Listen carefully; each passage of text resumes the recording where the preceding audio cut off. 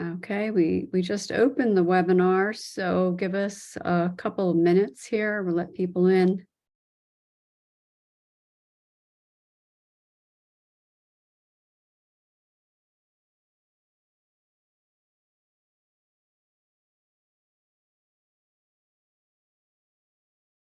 We'll be getting started in just a few minutes as soon as people come in to the webinar. It's kind of like opening the doors to a big room, and it gives everybody a minute or two to get settled.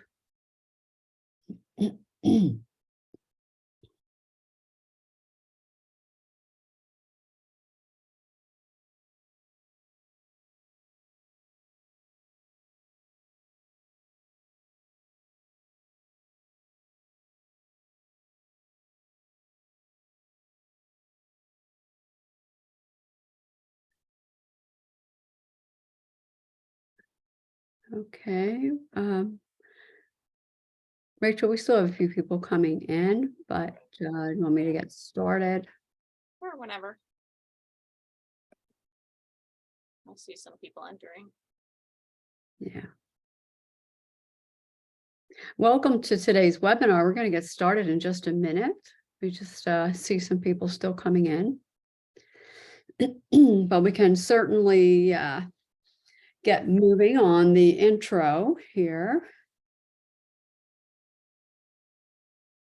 Welcome to today's webinar. That's part of our Live Well and Stay Healthy wellness webinar series that we've been doing for 2.5 years, I guess now. So we're very happy to have you with us. We have our title, Embracing the Power of Prevention, which I think you'll really enjoy this topic. Before I introduce today's speaker, though, I want to go over a few webinar logistics with you. First, as participants, you're all muted and your videos are turned off. Please post any technical questions you have in the chat box.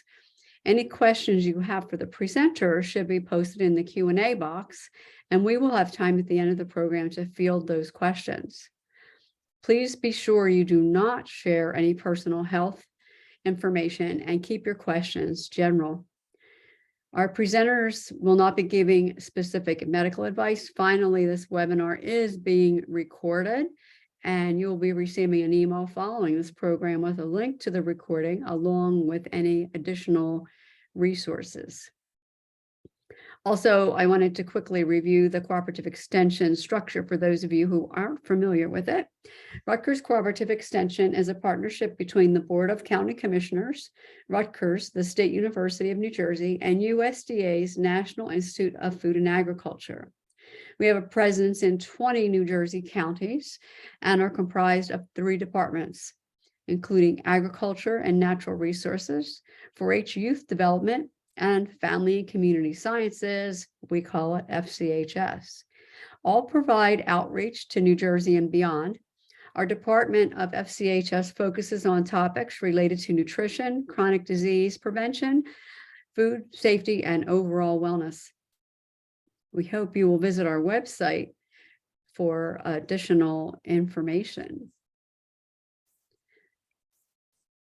So if I can get to not finding what I was looking for here. Today's presenter is Rachel Tansey.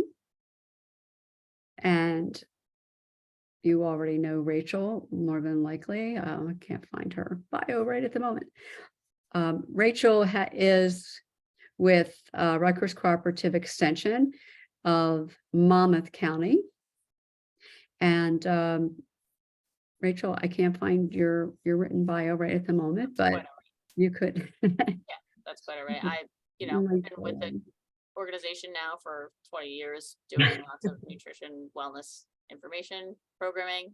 Joanne and I, like you said, been doing this for 2 years now. We're doing these programs, and today our program is Embracing the Power of Prevention, and we're going to talk a bit about cancer prevention And a colleague of ours, Sherry Saragnano, actually developed this program as one of her signature programs. So we are happy to present this on her behalf and go through it and share the wonderful information that she has put together for you, and go through it and share it all. And at the end, we'll go through some of the questions you might have and do a poll as well. So let's move on here. So the goals of this program are to promote an awareness of the link between our diet, nutrition, physical activity, and cancer prevention overall.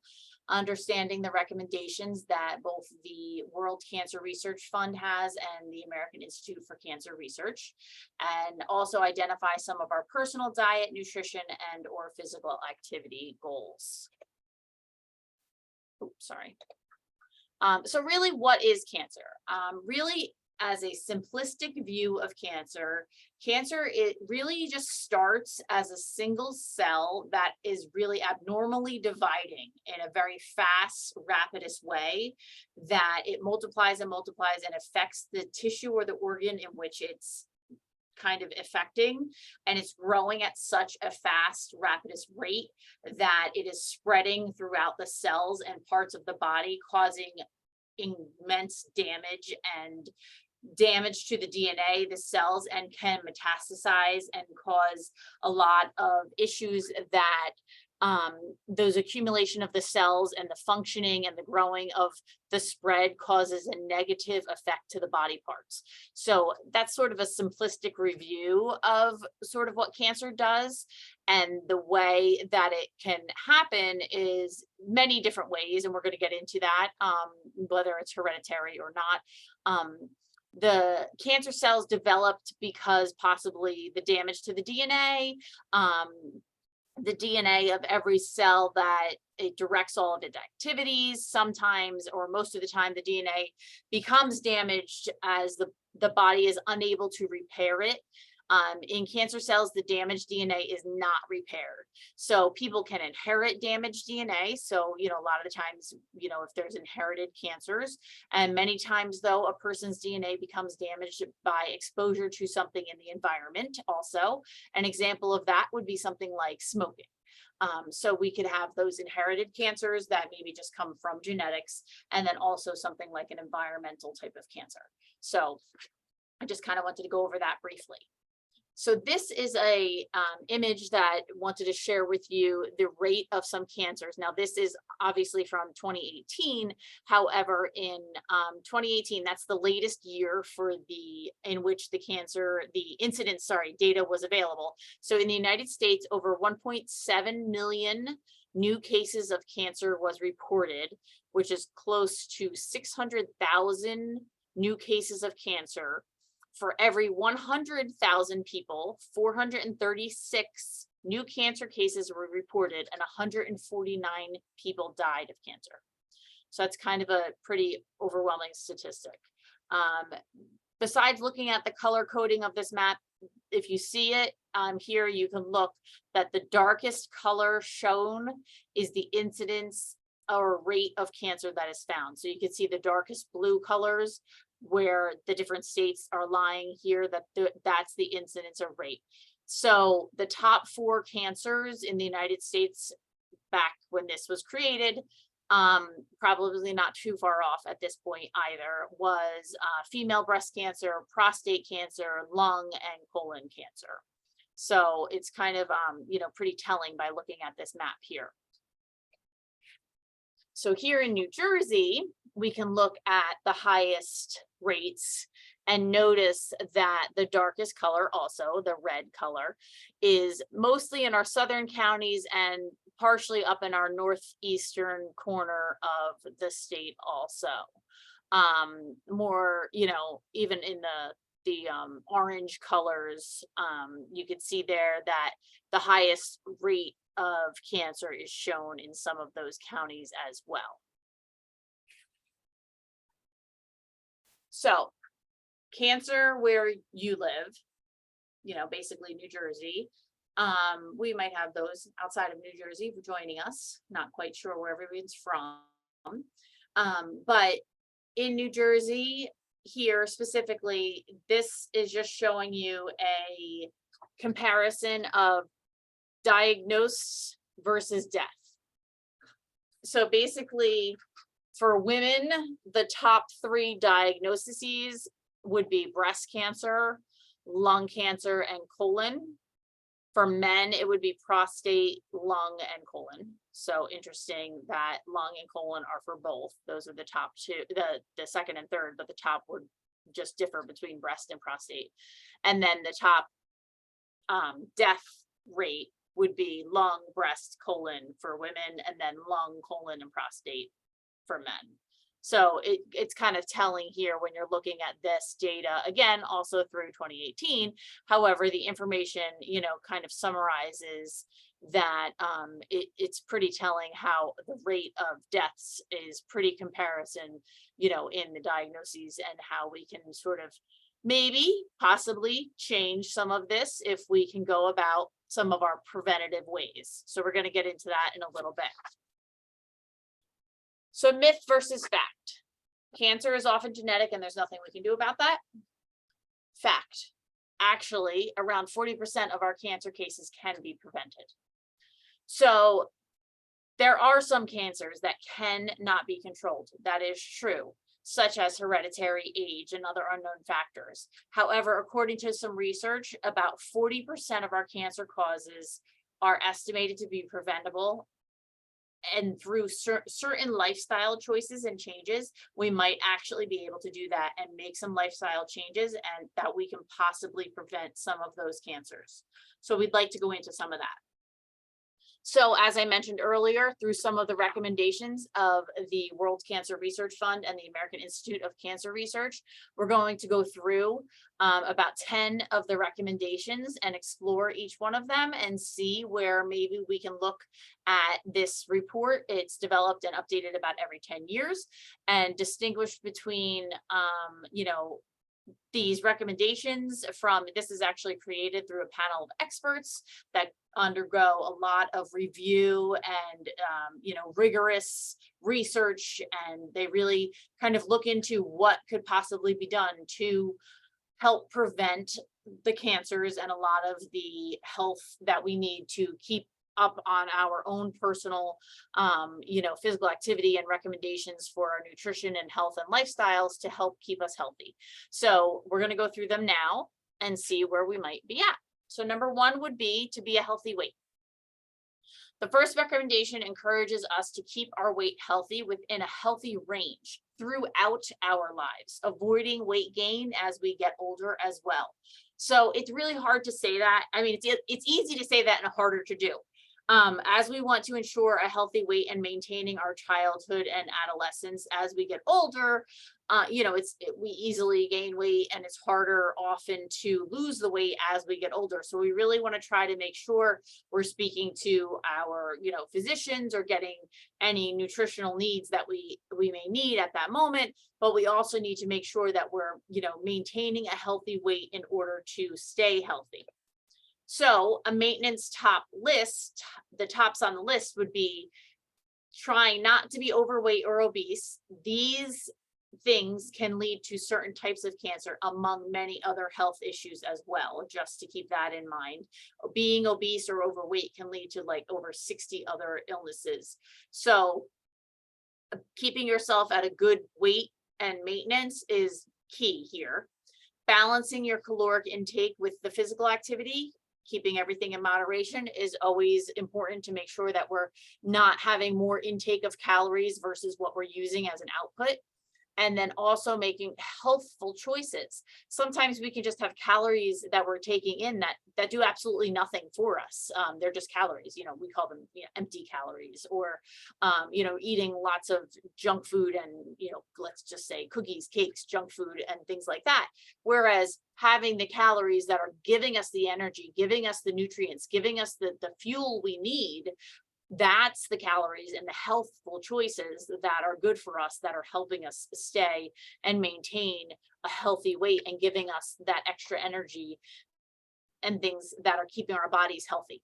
And working towards a healthy BMI, body mass index, and waist circumference. Those are the things that we need to make sure that you would maintain with your doctor, and making sure that it's suitable for your height and your weight, so that your body is maintaining a nice, healthy physique, so that you are where you need to be, for your own self, whatever your health is, because everybody is different and you might have other things going on as well, health wise and physically. So you need to make sure you're discussing that with your physician also.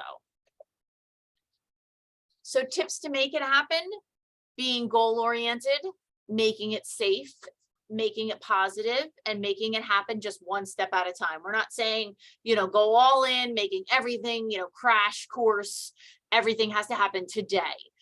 Maintaining the healthy weight and getting things done isn't all that difficult if you just take it one step at a time. It isn't easy, but there are tips that you can do, and keeping things goal oriented and making sure you're realistic about your weight and your goals, and setting things up for success and not failure by trying to go all in and doing that crash course or that crash diet, or all just as we tend to do it, in the new year, we set all these resolutions and goals and we're going to do it gung-ho and 100%. That's great because the attitude is there, but you're setting yourself sometimes up for failure because it doesn't get done in a day. So it's having small steps and having those realistic goals where we're just doing small things, baby steps. Setting yourself up for success is where we want to be, so that if one day isn't a great day, one day was the party day, or one day just wasn't a great day because there was just certain things that didn't get done. You didn't exercise like you should have. You ate things you shouldn't have eaten, or you just didn't feel great. And maybe, you weren't following, your success steps that you needed. That's fine. It's one day. Tomorrow is a new day, and you'll start all over again. And just know that that day is in the past, and the next day will serve as the next stepping stone. So positivity is really the key here, because negative self-talk never got anyone anywhere. Positivity is key to keep yourself goal oriented, having a buddy, having somebody to keep yourself, focused and doing it with.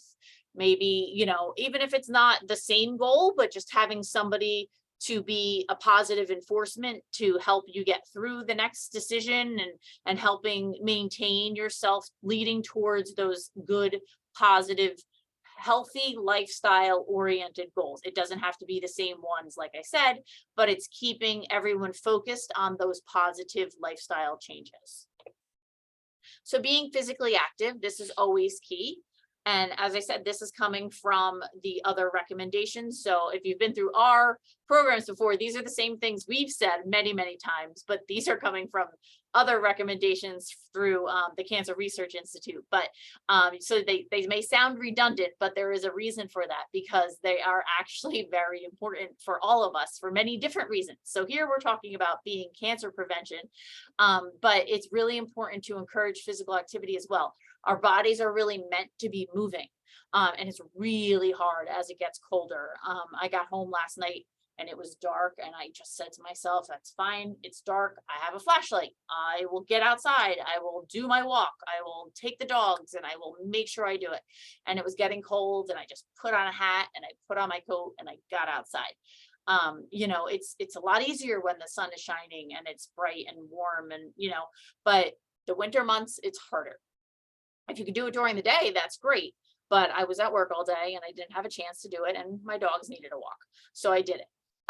But it's very important to make sure that we stay active. And if you can't do it all at once, that's okay. You can accumulate your activities throughout the day. You can try to make sure that you add it up throughout the week, even that about 150 minutes per week is what we would recommend for about a moderate intensity activity level for the average adult. And that would be, added up. Like I said, you could accumulate it throughout the week. It doesn't have to be all at once, each day has to be so much, you can just accumulate it throughout if you could add that up as well. Keeping activities to a variety might help keep it, spiced up. You don't have to necessarily do the same thing over and over. That's also good as well, keeping a variety, we say with our foods. But keeping your physical activity helps work different muscles if you're doing a variety also. And that keeps it interesting too. So keep moving. Physical activity helps prevent against certain types of cancer also, and helps keep your everyday life exciting, and helps keep everything from being sedentary and sort of limiting your activity. Your body gets sluggish. It's very easy. Like I said yesterday, it would have been super easy to go home. It was dark, it was kind of dreary, to go home and just put on some sweatpants and just sit on the couch. But it's super easy to do that. But I didn't want to do that. I had to kind of focus myself to say, nope, put on the sneakers, get outside and do it. I had to set myself up to do that. So take a deep breath and encourage yourself and do those things, and make sure you sort of pencil in the time and make sure that you're focusing on that activity, to make sure you can try to encourage not only yourself, maybe a partner, maybe a friend, maybe you're the person who's being the support that day. And it could be, like I said, different things. The recommendation is to, showing strong evidence that physical activity can help prevent against certain colon cancers and breast cancers, and helping, keep that aerobic activity up is really keeping a lot of the, benefits, and showing a lot of the research between having, your increased heart rate and having all of that good. You'll feel it, as you're doing your activity, and you'll feel that little bit of like out of breath, and that you're going, this is good for me. This is good. This isn't just, oh, I got to do this because they're telling me I got to do this. You're knowing you're doing something good for yourself. You're doing, good for your, not only your heart, but you're preventing yourself from getting certain cancers. So tips to help make it happen. Making it safe. Of course, we always want everyone to be safe in whatever they're doing. Making it goal focused, keeping that goal in mind, dangling the carrot over, we've all seen that little picture. Making it easy, and always keeping it fun helps make it happen every day. Trying to keep yourself, there's going to be days where we have little setbacks. There's going to be days where maybe we don't do as much, but there's going to be days where we're doing a lot more, maybe getting out and, a weekend, or you have a day off during the week and you're just a lot more active. So trying to do as much as you can on those days, helping, add it up is great. Getting a little bit more where you can't get some days where they're a little bit less, that's wonderful. The day is a beautiful day. We get those random days around here where it's like 60 degrees, so be outside, try to enjoy that wonderful weather when you can. Get a little bit of that ecotherapy. It's wonderful for your mind as well, and your brain. You're getting that little extra vitamin D, getting those good brain hormones and the dopamine and serotonin going as well. And that helps encourage, a lot of the, use of some of your happy hormones, and getting your mood in a great place as well. So it's important to make sure that we're keeping everything in shape. So keeping our physical activity up, keeping our body and our mental status in a good place also. So their third recommendation is making sure you're eating a diet rich in whole grains, vegetables, fruit, and beans. So these things are really important as well, because it's really good for fiber intake, helping keep our diet choices really rich in nutrients as well, and keeping our digestive tract very healthy. And consuming a diet rich, instead of primarily processed foods that are possibly high in fat, refined starches, and sugars, keeping a diet rich in whole grains, vegetables, fruits, and beans helps prevent weight gain and being overweight and obese, and helping prevent certain cancers as well. So making sure your choices matter by including our whole grains and non-starchy vegetables, fruits, and legumes, such as beans, at most of our meals. Consuming a lot of the whole grains help prevent against certain cancers. So this is where it helps keep our digestive tract moving properly, helps us have proper balance inside. Aiming for at least 30 grams of fiber each day, and choosing a variety of plant foods, including at least 5 servings equal to about 15 ounces of plant foods each day. So the nutrient dense foods also help prevent the weight gain, as I mentioned earlier, also providing overall protection for those cancer types. We're looking to include even things like broccoli, carrots, green beans. We want to have a variety of fruits and vegetables, a variety of colors. We always say eat a rainbow. So we want to have a variety of colors and a variety of foods within each color. So you're going to get lots of different vitamins and nutrients, phytonutrients, phytochemicals, antioxidants. Those are all great, wonderful things that help fight against cancers and protect your body against certain cancers that are wonderful to include and have within your diets as much as you can each day. It's those non-starchy fruits and vegetables, those legumes and beans and whole grains. You're looking for your package to say whole grain, not just grains when you're looking at your, breads or, pastas and things like that. It should say whole grain. And that will be really wonderful for your systems and your body to have a lot of those benefits as well. So myth versus fact here. An organic plant-based food can offer extra protection against cancer. That's the myth. The fact is, eating most plant foods reduces your risk, but organic foods are not actually proven better. They are doing some more research on this, but the studies are still ongoing. So solely organic foods has not been proven to be conclusive at this time. So what we are saying is eat the fruits and vegetables, no matter organic versus inorganic. So, or non-organic, they're all, organic because they're fruits, vegetables, but we want them to be eaten regardless whether they are an organic based fruit or vegetable, because they are going to have good properties to help prevent against cancers. So it's important to make sure that it's especially important that if you can't really afford the higher cost of organic foods, just know that you will still get a lot of those preventative benefits against cancers if you cannot eat, organic foods.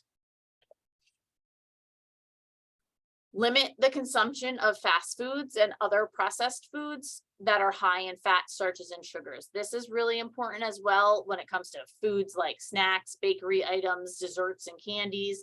Limit these items. You don't necessarily have to eliminate them, but limit them. They really aren't healthy for us so much anyway, but we know that they're in our diets and we know that we have them on occasion. So we like to say everything in moderation, but the word is on occasion. They should be a sometimes food. They should not be an all the time food. And we want to make sure that foods that are high in fat and calories and sugars, we shouldn't really have all, even weekly. They should be on a rare occasion. But if you're looking for something that's salty or sweet or crunchy or something like that, maybe grabbing a handful of nuts or seeds. That's a nice crunchy, you can get them low in salt. That's a great snack, good source of nutrients and really high in omega-3s. That's a great snack to have. And it's a good healthy fat. So it'll give you a satisfaction that you'll feel full from it. And that's a good, good snack to have, even a nut butter or something like that with a, apple or something that gives you that crunchy crisp and it gives you that sweetness that you're looking for in the moment. Fat and calorie dense foods really can contribute to a weight gain associated with certain cancers and even other chronic diseases as well. And we really are looking to not raise that blood sugar and your insulin levels. That really can be problematic for several reasons. And we're looking to decrease your risk for cancers. And we want to make sure that, we're doing so by eating the proper snacks and the proper foods. So that's why we're trying to limit, like I said, not completely eliminate, but limit these foods that are high in these processed areas. Also, we're looking to limit the consumption of red and processed meats. So this is the 5th recommendation that was given as well. So we're not, again, saying completely eliminate, but we're limiting the processed meats and the red meats here. And we're looking to limit to no more than 3 portions, which is equal to about 15 to 18 ounces of cooked weight each week to little, if any, processed meat. There's very strong evidence that consuming red meat and consuming processed meat has caused possibly colorectal cancer, and making sure that we limit red meat choices such as beef, pork, lamb, and choosing lean cuts on small portions when eating those meats. So maybe possibly having those particular meats and processed meats on very rare special occasions, and things like the processed meats like bacon, bologna, salami, hot dogs, again, also on super rare occasions, and saving those for certain times of the year. Because those things can be done, some of the preservatives and some of the things like the smoking and the curing and the salting, those can sometimes be causing some of the cancer forming cell damage that have been found to cause some of the cancers that have been found during the cancer forming and in the processing of the meats as well. So in the meantime, we really are encouraging to limit them and keep them to a once in a while time in our diets. Again, not eliminating them, but just limiting them to special occasions and things like that. So did you know that grilling or using other high heat cooking methods can actually result in a formation of cancer causing substances? So things like charring and cooking can actually cause things called HCAs.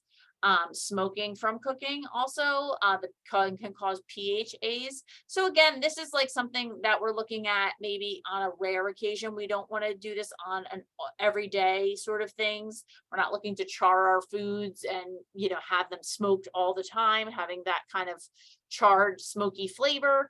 We're looking for safer methods like grilling, where you would marinate or pre-cook your meats using lean cuts of meats, because when you are charring sometimes, or even grilling where it's a muscle meat that is high in fat, the drippings will drip down onto the coals or the fire and cause that smoky flare up, and then that's when you're getting that carcinogen effect, and that can possibly cause some cancer causing substances to form on the meat. But if you do something like grilling your fruits or vegetables, that doesn't happen. And that might be an alternative to have that nice grilly, you know, grill marks and give you that alternative, you know, sort of flavor that you're looking for on fruits and vegetables. So you can kind of try that as an option. And that might be something that helps you sort of eliminate one of the issues that you're looking at here.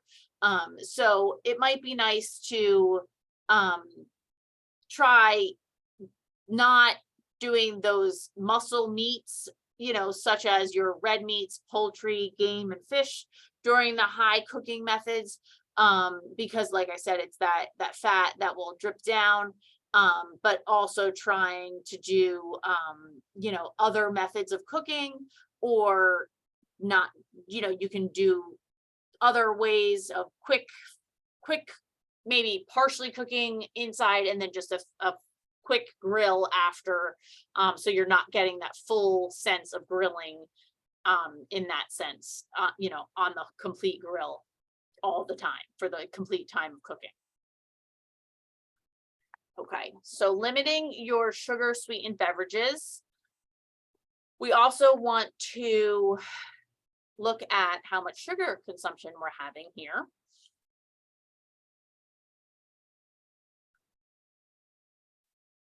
We really know water is our best bet to drink, but we also want to maybe have drinks if you're looking for something with flavor, such as tea or coffee, and again, limiting adding any of the sugar or anything that has sugar in it. Trying to limit things like soda and energy drinks and sports drinks. Looking at how much sugar we have intake, because our brains tend to register them, even if as liquids, differently than solids. So even if it's a sugared beverage that is higher in sugar and calories, they don't make us feel full when we drink, as opposed to as if it was sugar in a food. but yet we continue to drink them, and yet it's basically liquid calories is sort of, it's kind of hard to explain that. But yet we can still gain weight in that sense. So it can cause a very quick lead into obesity and being overweight, especially in children and young adolescents, because they're really not considering how much they're drinking when it comes to those sugar sweetened beverages like sports drinks, energy drinks, sodas, and things like that. So it's really the consumption of those sugar sweetened beverages that we need to maintain and limit. So tips to making it happen. We were talking about that earlier. Making changes in our diets and can really be a challenge. We're trying to make it easier, making it different, making it fun, making it happen. We really want to try to include whole plant foods. We want to make sure that we are using all of the tips and getting all of our habits to be, natural to us, not that it's a chore. We want to make sure that it just kind of come naturally, and that we are able to use things that make it easier for us. So if it's a complete chore for us to have to chop up all of our fruits and vegetables, either you could do some prep ahead of time, maybe on the weekends if you have the time then, or if it is easier and you have the means, then maybe you can buy some things that are pre-chopped. Maybe you can buy some canned items as long as they're low sodium, or in water or juice is fine if it's canned. You can buy some things frozen. Frozen is always great because it's always frozen at peak season. So the flavor should be there as a wonderful flavor for you.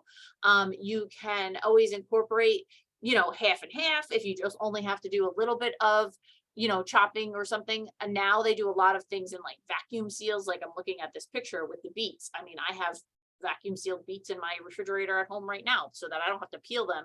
All I have to do is just open the vacuum pack and just chop them really quickly and they're ready to go.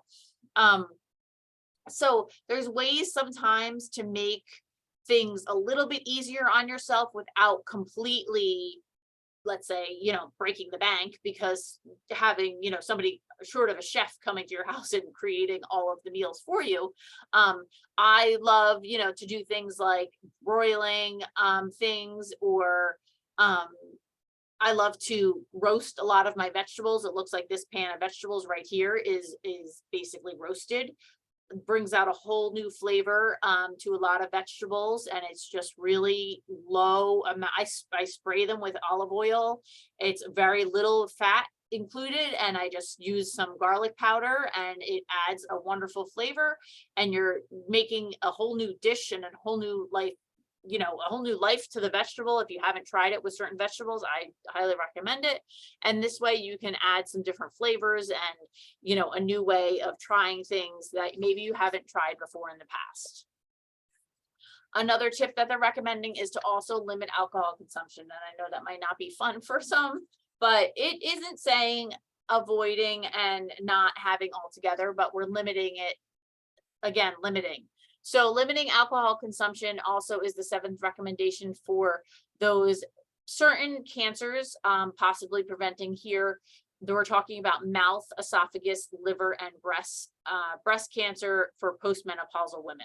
So this might be limiting it to, if you're not going to remove it completely, to 1 drink for women per day and 2 per male, and 1 drink is essentially 12 ounces of beer and 5 ounces of wine is considered 1 drink.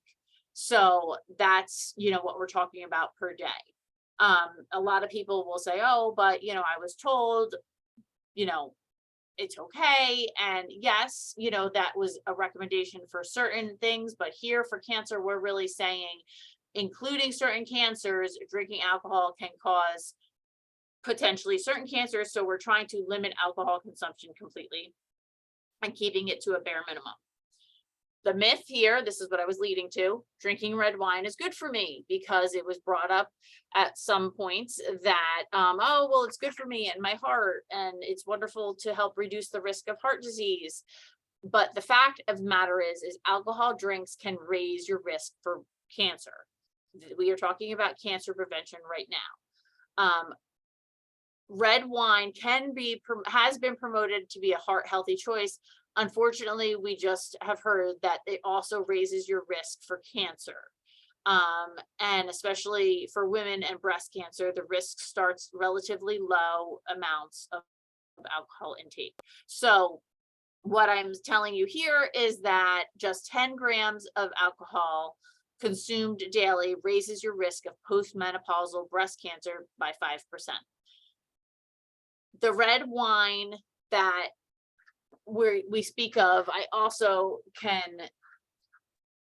speak to the fact that we're talking about the antioxidants and the phytochemicals. So a lot of that can also be found in other foods. So having those benefits of eating a lot of your fruits and vegetables, and having some of the other benefits of that we're talking about, not only to prevent cancers and having the phytochemicals and the antioxidants to prevent cancer, can also be found to be heart healthy as well. So, keep that in mind as well.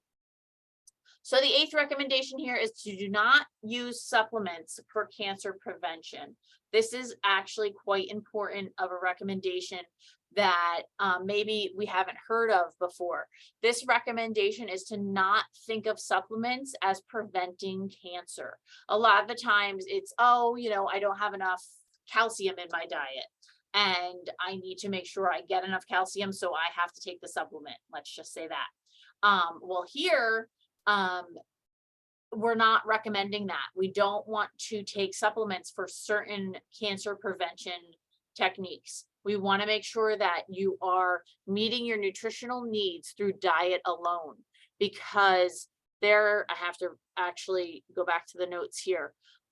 There were certain consistencies shown that there have been some trials showing benefits such as taking calcium for protection against colorectal cancer, but primarily benefits for nutrients and cancer prevention are demonstrated when the nutrients come from food. So certain things have shown that the recommendation is derived from studies that show that high dose supplementation is not consistently shown as protection against cancer and may be detrimental. So for example, some years ago, a high dose beta carotene supplementation was given, and it is shown to possibly cause lung cancer in smokers. So there has been some controversies with that and some studies that have gone back and forth. So it's really important to make sure that you're using your food as your nutrients and not using the supplements as your nutrients. So we're looking to use our food as our source for our nutrients, and the supplements are not where we're getting our nutrients from. So it's really important to note that, and that is the recommendation here. So for mothers, if you are a mother, or if you plan on being a mother shortly, soon, or someone, breastfeeding your baby if you can.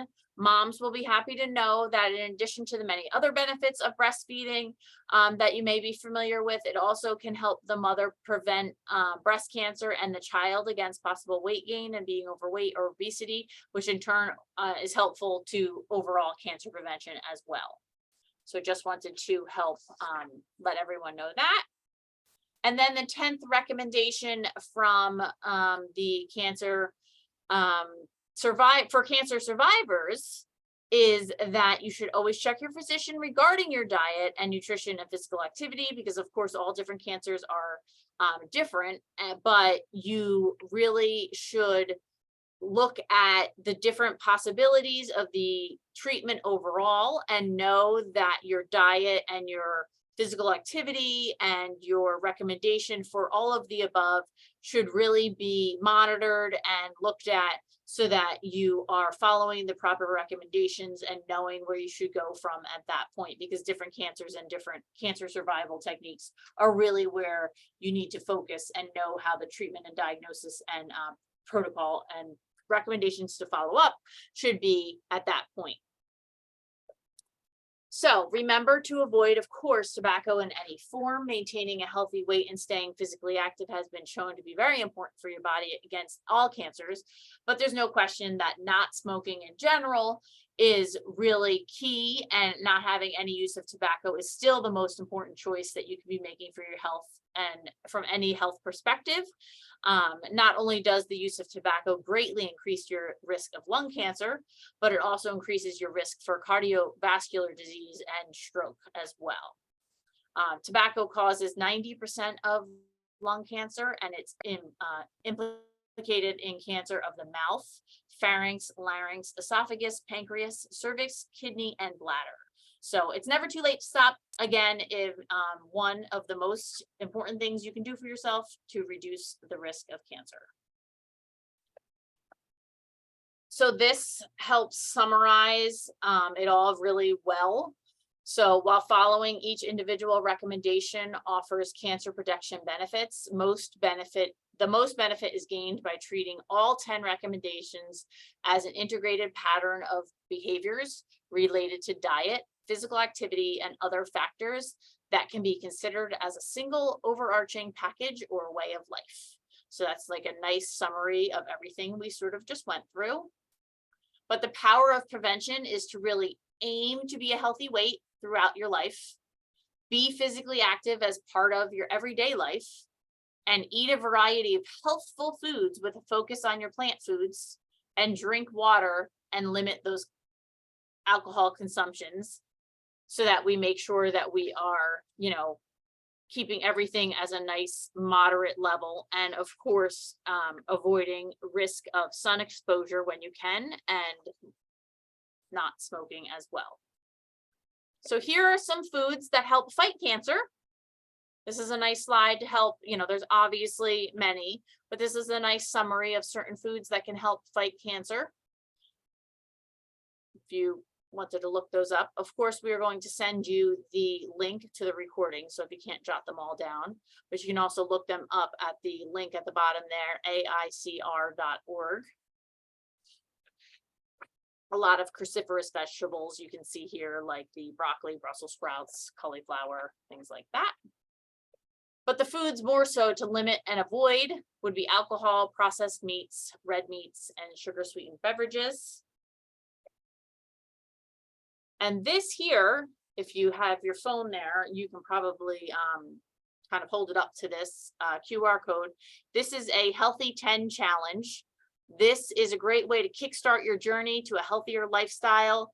If you join, it will help show you some weekly recipes, some exercise tips, some nutrition guides, and apparently it's free. So, you know, this link here that tells me, so it should help, you know, you achieve your diet and exercise goals while you're reducing your cancer risk at the same time.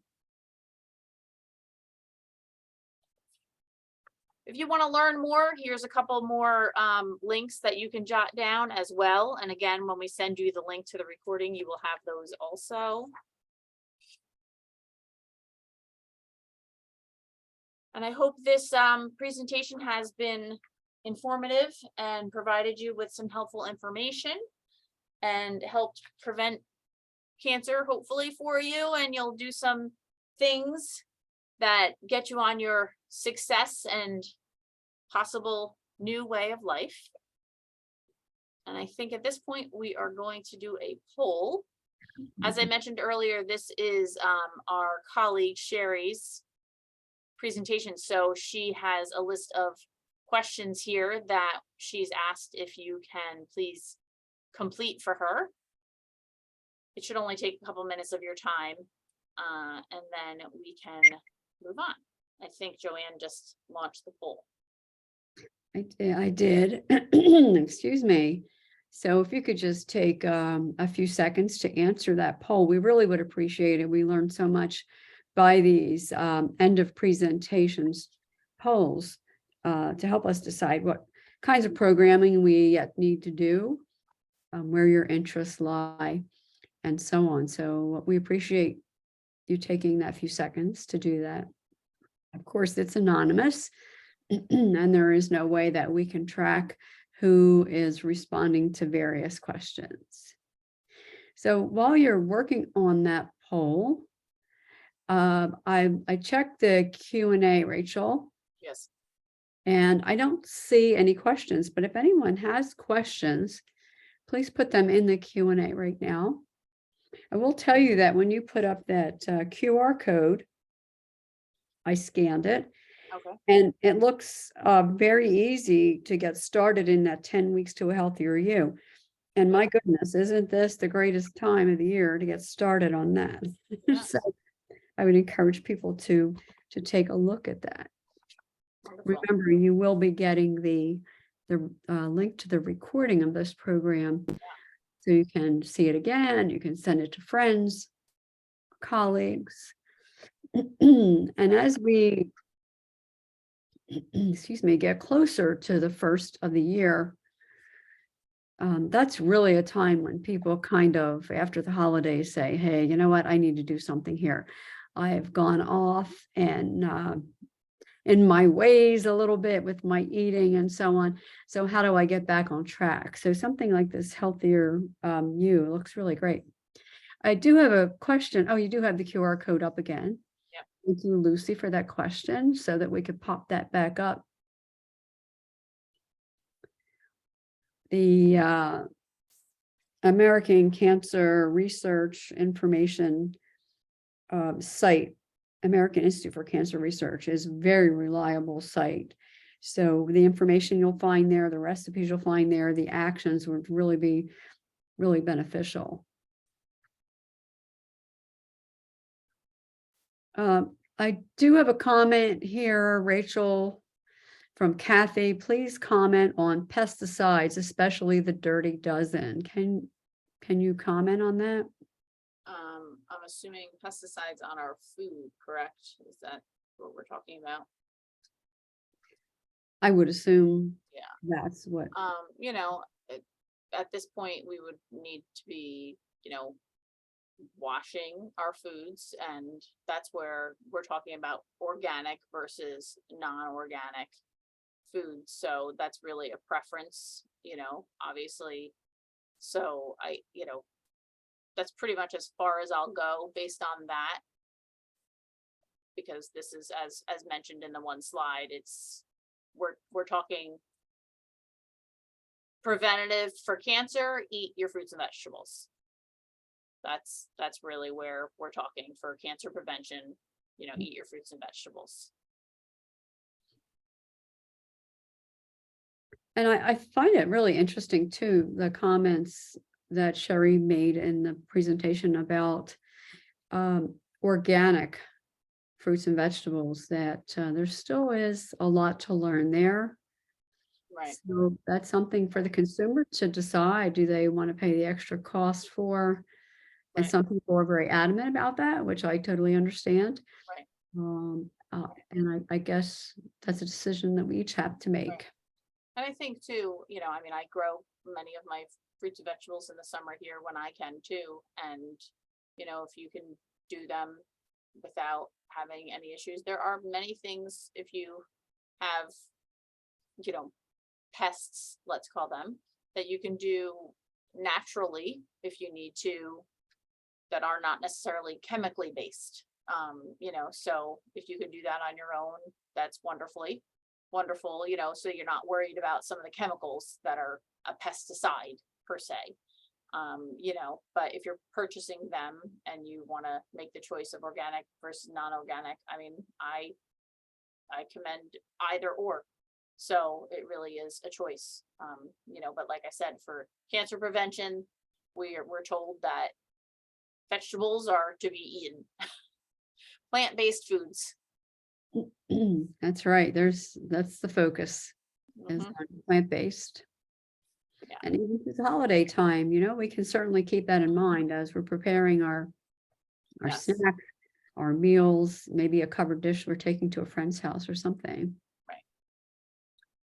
I'd like to just mention that come January, we have a list of new topics. So it will be a new registration code, different from this one. So if you are joining us today, you will have to register to a new code here. There's a QR code down here on the bottom. You could possibly scan. And We have January longevity and healthy living, obviously, another one in February, controlling your cancer risk with a guest speaker that day as well. And lots of different topics coming up for the first 6 months. So if you do like these topics, even if you can't join us, I still suggest registering, because you will get the link to the recording. This way you're always kind of kept in the loop and able to watch them at your, leisure, and share with neighbors and friends, share the registration link so that they are, looped in as well. So we will, when we send out this recording, I will make sure to send out this registration link so that everyone has that also. Okay, Rachel. Well, thank you. That was an excellent presentation. There was so much to learn there, and I'm sure everybody will benefit from that. So thank you, everyone, for joining. We appreciate it, and we will see you in January. Take care. Thank you.